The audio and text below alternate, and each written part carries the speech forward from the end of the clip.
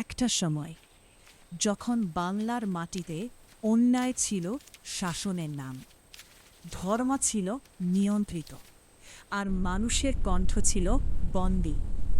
British শাসন আর জমিদারদের অত্যাচারে বাংলার মুসলমানরা হারিয়ে ফেলেছিল নিজেদের অধিকার। ঠিক তখনই একজন মানুষ দাঁড়ালেন, যিনি বদলে দেবেন ইতিহাস। হাজী শরীয়তুল্লাহ, একজন ধর্মীয় সংস্কারক, যিনি শুরু করলেন এক নীরব বিপ্লব।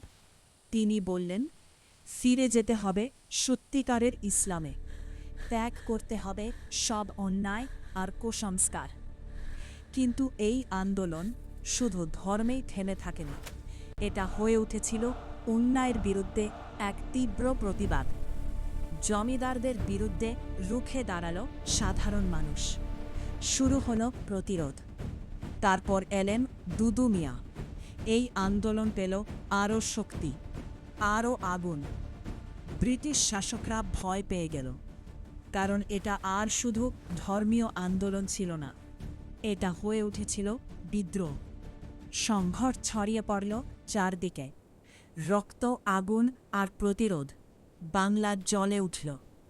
অবশেষে দমন করা হলো এই আন্দোলন, কিন্তু নিভে যায়নি সেই আগুন। ফারাজি আন্দোলন শুধু ইতিহাস নয়, এটা এক জাগরণ, যা শিখিয়েছিল অন্যায়ের বিরুদ্ধে দাঁড়ানোই হল প্রকৃত ইবাদত।